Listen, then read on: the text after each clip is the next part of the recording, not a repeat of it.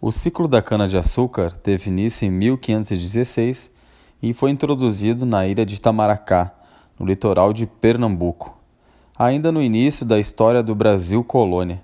Essa foi a grande riqueza do Brasil logo no início e era uma referência no mundo. Ah, o senhor tá de brincadeira.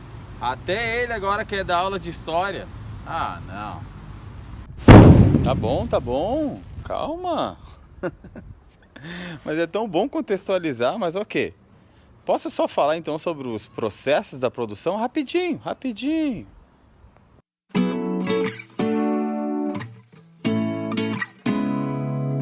Então tá, tudo muito rapidinho, tá? Primeiro processo é a formação do caldo. Então depois de aquecido é retirado as suas impurezas e retirado inclusive a areia, argila. Em seguida vem o processo de evaporação, quando aquele caldo ele fica quase transparente, com um leve amarelado. Então depois vem um novo aquecimento, onde então ele inicia um processo de cristalização e recuperação de 80 a 85% da sacarose que está lá no xarope. Finalizando então com a centrífuga e a secagem, que hoje em dia já há máquinas bem poderosas que fazem isso. Não é fácil fazer açúcar, hein? Muito bem, pessoal, agora que já conhecemos as etapas dessa produção do açúcar, para vocês compreenderem pelo menos como é que vai chegar nesse contexto, nós vamos conhecer agora os tipos de açúcares.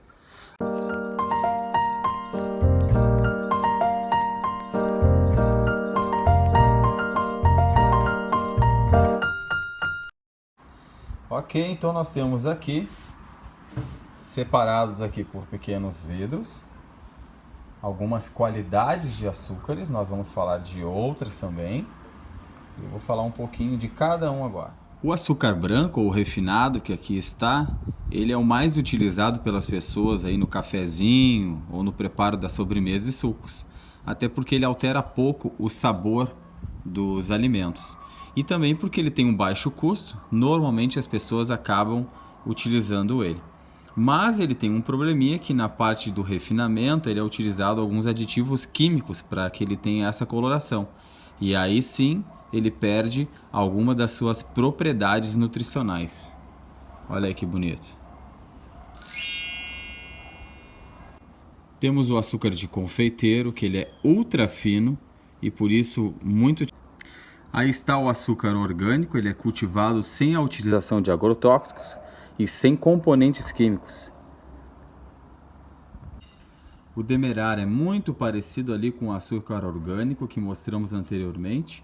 Tem um sabor mais suave do que o mascavo e este açúcar passa por um processo de refinamento leve, mas sem aditivos químicos e com isso mantém uma cor de caramelo. Os grãos são mais grossos e levemente úmidos. É considerado mais saudável até que o orgânico. O mascavo é até mais úmido e tem sabor mais acentuado da cana, que lembra até a rapadura, o que nem sempre agrada a todos. Ele é extraído logo após o cozimento do caldo da cana. Esse sim é muito bom para a saúde porque ele conserva aí os minerais como ferro e cálcio. Até agora falamos sobre açúcares, todos extraídos da cana. Mas será que existem outras fontes para ser retirado o açúcar? A frutose é extraída de frutas e milho, portanto, um adoçante natural. Não contém aditivo químico e é cerca de 30 vezes mais doce que o açúcar comum. Olha ele embaladinho para consumo. Olha aqui o mel. Esse sim tem um sabor inigualável. E algumas pessoas pagam caro até, viu? Por um pequeno pote desse aqui, cerca de R$ 25. Mas vale a pena porque o seu valor nutricional é fantástico. Não precisa usar muito, porque ele é muito doce, extraído da nossa querida natureza. O agave, ou mel de agave, é extraído de um tipo de cactus mexicano e é composto basicamente por frutose. Tem calorias semelhantes às do açúcar, porém de sabor mais doce. Eu não sei se algum de vocês faz uso, mas eu nunca tinha ouvido falar sobre o açúcar do coco.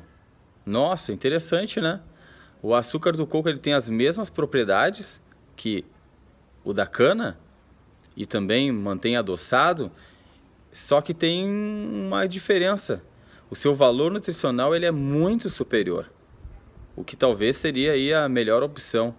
Outro fator que eu li que é bem interessante é que ele evita os picos de glicose no corpo, porque ele vai liberando devagarinho as suas propriedades nutricionais. Muito bom, hein? Eu duvido que você consiga se livrar do chocolate. Esse aqui talvez seja o que a gente mais gosta de se alimentar do açúcar, né? Mas daí já vem a nossa próxima aula, hein? E aí você vai compreender o porquê. Nós temos aqui um chocolate que tem uma quantidade alta de cacau e com isso reduz também a sua quantidade de açúcar, e um chocolate ao leite que tem uma quantidade alta de açúcar e por isso também um sabor diferenciado. Qual será o desafio? Bom, enquanto não vem o desafio, vou lá degustar um pouquinho. Nos encontramos na próxima. Um abraço, galera!